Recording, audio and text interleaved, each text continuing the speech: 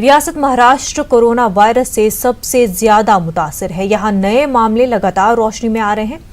महाराष्ट्र में corona positive मरीजों की तादाद 2455 तक जा पहुंची है। वहीं अब तक 230 से ज्यादा मरीज सेहतयाब हो चुके हैं। मुल्क की इक़्तिसादी राजधानी मुंबई में गुज़िश्ता 12 घंटों में 90 से ज्यादा नए मामले सामने आए हैं। वहीं पूरी रियासत में कोरोना से जा बहक होने वालों की तादाद 160 से जायद हो गई है। महाराष्ट्र हुकूमत ने कोरोना से निपटने के लिए सख्त इक़दामात भी उठाए हैं। इस ज़मीन में लॉकडाउन की खिलाफ वर्जी करने पर दफा 188 के तहत 5613 अफराद के खिलाफ मामला दर्ज किए गए हैं।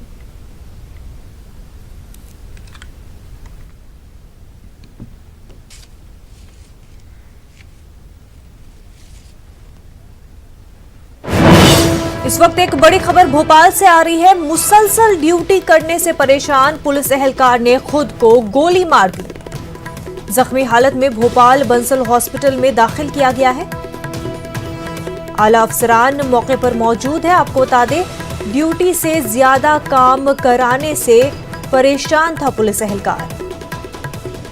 काफी अहम खबर इस वक्त भोपाल से सामने आ रही है। मुसलसल ड्यूटी करने से पुलिस एहलकार ने खुद को गोली मार दी। जख्मी हालत में भोपाल बंसल हॉस्पिटल में दाखिल करा दिया गया है। आला अफसरान भी मौके पर मौजूद है। आपको बता दें कि पुलिस एहलकार ड्यूटी से ज्यादा काम कराने से परेशान था, जिसके चलते उसने खुद को गोली मार दी।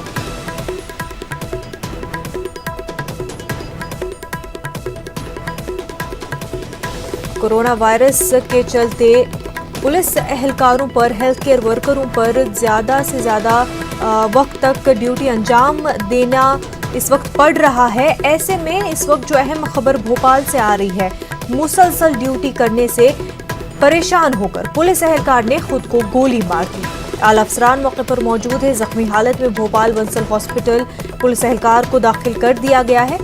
ड्यूटी से ज्यादा काम कराने से काफी परेशान था पुलिस एहलकार और इसी परेशानी में उसने खुद को गोली मारी।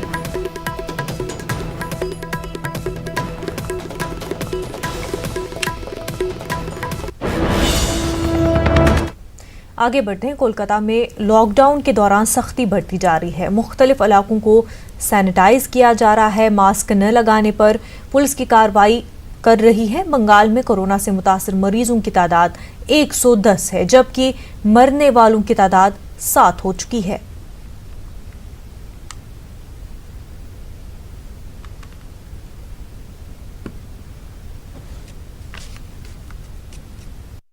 कोरोना वायरस से बचने के लिए इक़दामात किए जा रहे हैं। लॉकडाउन की मियाद में तौसी की गई है। आज जिस तरह से वजीर आजम ने लॉकडाउन की मियाद में तौसी का ऐलान किया, उसके बाद से ही मुल्क भर समेत कोलकाता में भी लॉकडाउन की आप तस्वीरें देख सकते हैं कि किस तरह से यहाँ लॉकडाउन के दौरान, हालांकि वजीर आला ममता बनर्जी ने पहले ही लॉकडाउन में तौसी का ऐलान किया था और 30 अप्रैल तक का लॉकडाउन का ऐलान किया था, जिसे आज और भी बढ़ा दिया गया है। और वजीर आजम ने जिस तरह से ऐलान किया है, उसके बाद आप देखें कि कोलकाता में किस तरह से सख्ती बढ़ती जा रही है। लॉकडाउन के दौरान तमाम तर एहतियात जो है वो बढ़ते जा रहे हैं।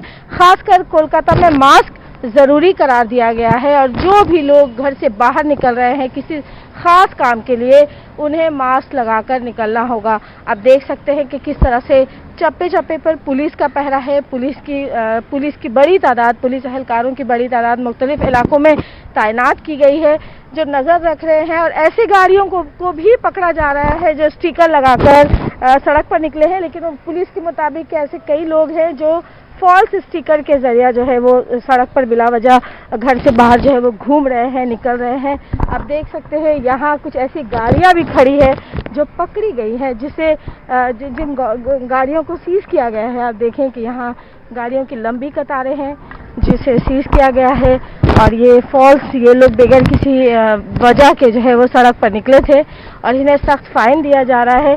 अब तक कोलकाता में जिस तरह से कोरोना से मुतासिर मरीजों की तादाद 110 हो गई है, साथ ही साथ मरने वालों की तादाद भी 7 हुई है। हुकूमत किसी भी तरह का रिस्क नहीं लेना चाहती है। यही वजह है कि लॉकडाउन में तौसी के ऐलान के साथ साथ लॉकडाउन पर सख्त नजर भी रखी जा रही है। कैमरामैन शुभेंदु के साथ शबाना एजाज, न्यूज़ 18 उर्दू। गुलबर्गा में कोरोना ने दायरे में दिन ब दिन इजाफा हो रहा है। गुलबर्गा में आज कोरोना के मजीद 3 पॉजिटिव केस सामने आए हैं। 3 नए मामलों के साथ गुलबर्गा में एक्टिव मामलों की तादाद 11 हो चुकी है। गुलबर्गा कर्नाटक में सरफहरिस्त है। गुलबर्गा में कोरोना के 9 मामले एक्टिव हैं, जिसमें एक 2 साला बच्ची भी शामिल है। इसके अलावा ESI हॉस्पिटल में तकरीबन 100 अफराद को आइसोलेट कर दिया गया है। 750 से जायद अफराद अभी भी होम क्वारंटीन है। 400 से जायद अफराद के अब तक टेस्ट किए जा चुके हैं। भले ही पीएम मोदी ने 3 मई तक लॉकडाउन का ऐलान कर दिया हो, लेकिन कल ही गुलबर्गा डीसी ने 30 अप्रैल तक गुलबर्गा में दिफा 144 नाफिज कर दिए, क्योंकि ज़िले में कोविड के केसेस मुसलसिल बढ़ते ही जा रही हैं। कल भी एक मौत ने गुलबर्गा को गोया कर्नाटक का कोविड कैपिटल सा बना दिया है। इसकी वजह से गुलबर्गा डीसी ने कल ही रात में दिफा 144 को 30 अप्रैल तक तोसी दी है।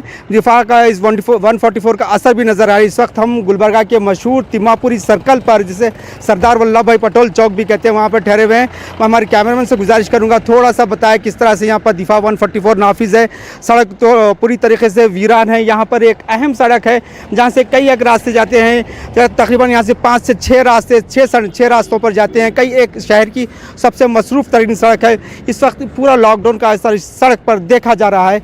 एहतियाती तौर पर यहाँ पर KSRP की 3 टीमें ऑलरेडी शहर में गश्त कर रही हैं और 2 से 3 टीम जल्द से शहर में पहुंच सकती हैं, ताकि शहर में दिफा 144 के निफाज को हतमी तौर पर यकीनी बना सके, कोई उल्लंघन ना हो। अगर से ज़िला में कोविड की सूरत हाल देखा जाए तो बड़ी ही संगीन सूरत हाल है। 3 डेथ हो चुकी हैं, 13 फ़िलहाल पॉजिटिव हैं, 87 के रिज़ल्ट आना बाकी है। 100 के आसपास लोग क्वारंटाइन है, 300 के लोग आसपास घर पे होम क्वारंटाइन है। इस तरह से देखा जाए तो शहर गुलबर्गा में कोविड-19 की सूरत हाल बड़ी संगीन है, जिसको निपटने के लिए ज़िला इंतज़ामिया अपनी तरफ से पूरी कोशिशें कर रहा है। ESI हॉस्पिटल और Gulbarga institute of medical sciences में तकरीबन 700 बेड्स इमरजेंसी के तौर पर तैयार किए गए हैं, जिसमें कोविड सस्पेक्टेड पेशेंट्स को रखा जा सकता है। इसके अलावा 40 वेंटिलेटर्स ज़िले में मौजूद है। इसके मज़ीद 44 वेंटिलेटर्स के लिए गवर्नमेंट को रिक्वेस्ट दी जा चुकी है। इसके अलावा 20 ventilator Gulbarga institute of medical sciences वो भी खरीद रहा है। इस तरह से देखा तो ज़िला इंतज़ामिया अपनी तरफ से कोविड-19 से निपटने की हर मुमकिन कोशिश कर रहा है, मगर फिर भी देखा जा रहा है कि लोग कुछ हद तक सिंसियर नज़र नहीं आ रहे हैं। गलियों में मोहल्लों में लोगों की आवक जावक है, जिसको रोकने के लिए भी ज़िला इंतज़ामिया ने पूरे गलियों को भी बैरिकेड लगा दिया है, बंद कर दिया है। फिर भी लोग अपने घरों से बाहर निकल रहे हैं, जिससे ज़िला इंतज़ामिया काफ़ी फ़िक्रमंद नज़र आता है। अगर से देखा जाए तो ट्रैफिक के बहाव को रोकने के लिए भी ज़िला इंतज़ामिया ने काफ़ी कोशिशें की है। अब तक तकरीबन 4000 गाड़ियाँ सीज़ कर दी गई हैं, जो बग़ैर किसी बहाने के बाहर निकले हैं। ऐसी 4000 गाड़ियों को सीज़ भी किया है। इसके अलावा 10 से ज़्यादा अफराद को बिला उज़्र बाहर निकलने पर गिरफ्तार भी किया जाए। बस देखा जाए तो ज़िला इंतज़ामिया पूरी तरह से कोशिश कर रहा है कि ज़िले में किसी तरह से भी कोविड को काबू में लाया जा सके, मगर ये अवाम पर है कि वो किस तरह से ज़िला इंतज़ामिया का साथ देते हैं। न्यूज़ 18 उर्दू, गुलबर्गा, जवाद मीर। इस प्रांतों में, आइलैंड टेरिटरीज में और हिल स्टेट्स में। इसके साथ ही इंडियन पोस्टल नेटवर्क ने Indian drug manufacturing association, DG of health services और ऑनलाइन फार्मा कंपनीज के साथ टाई अप करते हुए हॉस्पिटल्स और इंडिविजुअल कंज्यूमर्स को भी डोर स्टेप पर उन्होंने इंटर स्टेट और इंट्रा स्टेट मेल्स के माध्यम से मेडिकल डिलीवरीज को पहुंचाने का कार्य किया है।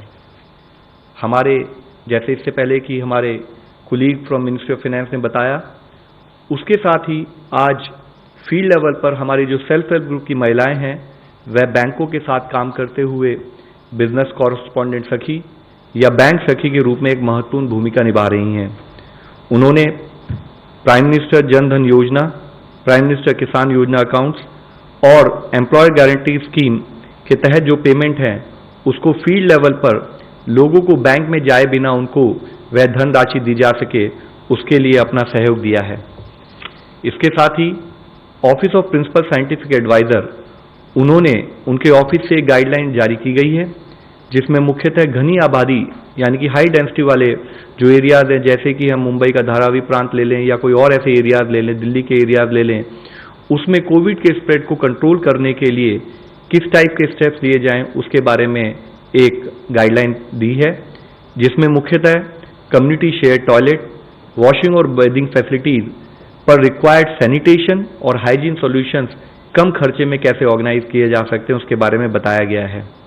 अब तक की अगर डिटेल देखें तो अब तक टोटल 1036 पीपल क्योर हो चुके हैं। और मैं आप लोगों की दृष्टि में लाना चाहूँगा कि कल एक ही दिन में 179 people have been diagnosed and found cured, और अब तक की टोटल संख्या अगर देखें तो 10,363 कंफर्म केसेस देश में आए हैं, और जिसमें कि कल एक दिन में 1,211 केसेस पॉजिटिव पाए गए हैं। टोटल 31 डेथ्स रिपोर्ट हुई हैं कल से आज तक, जिसको लेकर टोटल डेथ की संख्या 339 हो चुकी है। आज माननीय प्रधानमंत्री जी ने देश को एड्रेस करते हुए देशवासियों से कहा है कि हमारी कलेक्टिव स्ट्रेंथ दिखाते हुए हमने बाबा भीमराव अंबेडकर साहब को एक सच्ची श्रद्धांजलि दी है। उन्होंने बताया है कि भारत ने अपने होलिस्टिक और इंटीग्रेटेड अप्रोच के तहत काम करते हुए समय पर एक डिसीजिव एक्शन लिया, जिससे कि समस्या के हमने बढ़ने का इंतजार नहीं किया, बट हमने प्रॉब्लम को स्टार्टिंग में ही कंट्रोल करने के लिए रिक्वायर्ड एक्शन लिए हैं। उन्होंने इसके साथ ही कोविड-19 के स्प्रेड को रोकने के लिए 3 मई तक लॉकडाउन को बढ़ाने के बारे में भी बताया। 20 अप्रैल तक देश के हर शहर, हर जिले का एक इवैल्यूएशन किया जाएगा। उसमें देखा जाएगा किस जिले और किस शहर ने कोरोना स्प्रेड से संबंधित क्या क्या कार्य किए हैं, किस तरह से अपने को बचाया है। इस टेस्ट के द्वारा, इस लिटमस टेस्ट के अप्रोच के द्वारा उन सेलेक्टेड एरियाज में जहां पर की स्थिति को अच्छे ढंग से नियंत्रण किया गया है, कुछ सेलेक्टेड एक्टिविटीज की अनुमति भी दी जाएगी, जिसके लिए भारत सरकार द्वारा डिटेल्ड गाइडलाइन जल्दी ही इशू की जा रही हैं। इसके साथ ही उन्होंने यह भी कहा है कि यदि लॉकडाउन मेजर्स का सही ढंग से पालन नहीं किया गया और उस प्रांत में वायरस के फैलने का खतरा है। कोरोना को लेकर के वजारत दाखिला और वजारत सेहत मुश्तरका प्रेस कॉन्फ्रेंस कर रहे थे। तो नाज़रीन, जिस तरह से हम आपको बता रहे हैं कि महाराष्ट्र में बहुत ही तेज़ी से कोरोना के केसेस बढ़ते ही जा रहे हैं, और इसी सिलसिले में हमारे साथ महाराष्ट्र के काबीनी वजीर असलम शेख साहब हमारे साथ जुड़ चुके हैं। असलम साहब, आपका खैर मकदम है न्यूज़ 18 में। आप तक हमारी आवाज़ पहुँच पा रही है?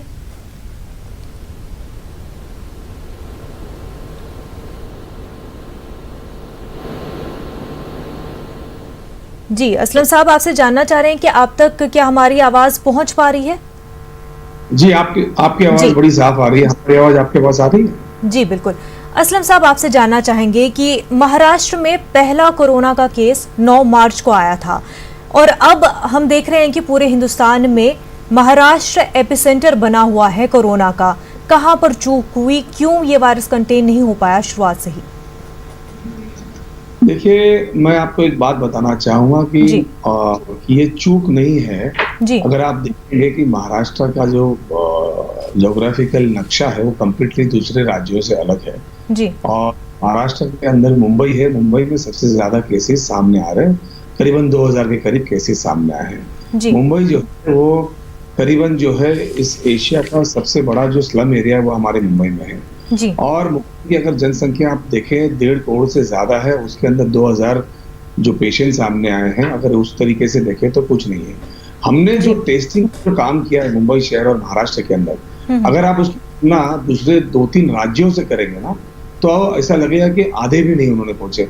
हमने टेस्टिंग ज्यादा की ताकि हमारे सामने पेशेंट्स ज्यादा है, और खास करके स्लम्स एरिया के अंदर रैपिडली हम कर रहे हैं। यानी वहां पे कई हमने हॉटस्पॉट तैयार किए हैं, और ज्यादा टेस्टिंग करने का इस वक्त थोड़े ज्यादा आपको पेशेंट्स दिखाई देंगे, लेकिन जब हम इसे एक लॉकडाउन के करीब खत्म होते होते जब हम इसे कटल कर लेंगे, इसे रोक लेंगे, तब आने वाले दिनों के अंदर महाराष्ट्र जो है वो सबसे पहला इस कोरोना से बाहर आए जी। असलम साहब, आपसे जानना चाहूंगी कि महाराष्ट्र में पहले 1000 कोरोना के केसेस 30 दिनों में आए, और अगले 1000 केसेस पिछले 6 दिनों में आए हैं। ऐसा रैपिड इंक्रीज की आप क्या वजह समझते हैं? देखिए, पहले जो केसेस आ रहे थे वो पहले जो लोग बाहर गए हुए थे, वो जब अपने यहाँ आने लगे और उनको क्वारंटीन करने को रहा गया और क्वारंटीन नहीं किए, तो उस वजह से केसेस बढ़े। उसके बाद में ये जो फेज था ये ट्रांसमिशन का फेज था। डेफिनेटली ये हमारे देश में तो थी नहीं है ये बीमारी जब बाहर से आई, बाहर से आने वाला एक हफ्ता हुआ, उसके बाद में वाला ये जो जोन है इसके अंदर जो है वो केसेस जो है पूरे देश के अंदर फैलना लाजिम था। और जिस हिसाब से हमने टेस्टिंग शुरू की, जिस हिसाब से हमने एकदम जो है वो फौजी तरीके से जो है हमने कार्रवाई करना शुरू किया, सबसे पहले देश के अंदर लॉकडाउन करने का अगर काम किसी राज्य ने किया तो हमने किया। उसके बाद में लॉकडाउन को एक्सटेंड करने की भी बात सबसे पहले पूरे देश में किसी ने की तो हमने की। उसी को देख के जो है माननीय प्रधानमंत्री जी ने पूरे देश को लॉकडाउन किया। तो मुझे लगता है जिस हिसाब से यहाँ का पॉपुलेशन है, अगर आप की तुलना दूसरे राज्यों से करेंगे, केरला से करेंगे या आजू बाजू गोवा से करेंगे और दूसरे छोटे मोटे राज्यों से करेंगे तो आपको ये जो पेशेंट की संख्या बहुत बड़ी दिखाई देगी। लेकिन हमारी जो जनसंख्या उसकी आप जनसंख्या उत्तर प्रदेश से करेंगे और बिहार से करेंगे तो फैक्चुअल फिगर समझ में आएगा।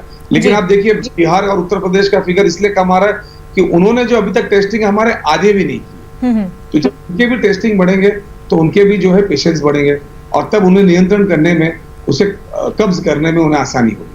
असलम साहब, जो मुंबई के स्लम एरियाज है टाइम टिकिंग बॉम्ब की तरह है वो, ऐसे में इस सिचुएशन से निपटने के लिए महाराष्ट्र सरकार क्या कर रही है?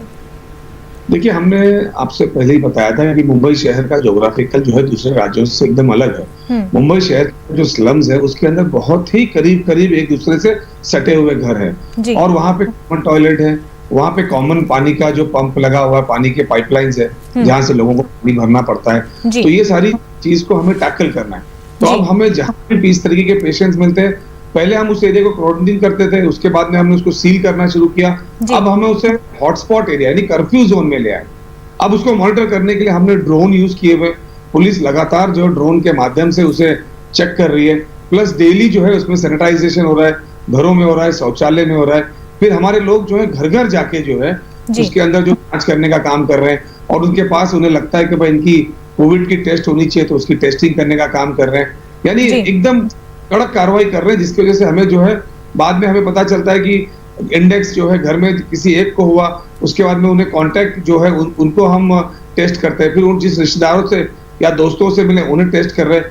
यानी जहां जहां हमें लगता है कि पेशेंट्स गया होगा और उसने कांटेक्ट किए होंगे, मिला होगा, तो उस एरिया को हम घेरने का काम कर रहे हैं। इसी की वजह से जो हमारी टेस्ट जो है वो दुगनी तिगनी होते जा रही है। लेकिन अभी भी आप अगर देखेंगे कि अगर 1.5 से 2.25 करोड़ की संख्या वाले इलाके में अगर 2000 के करीब पेशेंट्स निकलते हैं और इन 2000 के अंदर भी जो है वो 1800 के करीब पेशेंट्स ऐसे हैं जो ठीक होके जाने वाले हैं, 200 पेशेंट ऐसे होंगे जो क्रिटिकल होंगे। यानी हर दिन जो मरने की संख्या भी जो सामने आती है, जिनके इंतकाल होता है, अगर आप देखेंगे जैसे कल के 10 लोगों का इंतकाल हुआ था, उन 10 में से 8 जो थे वो 50 से लेके 80 के थे और जो 9 लोग जो 10 में से मरे थे वो सारे लोगों की हिस्ट्री थी, किसी को किसी बीमारी में लुप्त थे। एक ही नौजवान जो 47 साल का था वो जो है कोविड से मरा था, बाकी उनकी हिस्ट्री थी। और ऐसे भी अगर मुंबई शहर की इन 2-3 हॉस्पिटल के अंदर जहाँ इलाज हो रहा है, अगर आप उसका पिछले ये कोरोना आने से पहले का भी अगर इतिहास देखेंगे तो उसमें लगभग थोड़े बहुत कम बेस जो है इतने ही लोगों का वहां पे इंतकाल हुआ करता था या मरते थे लोग।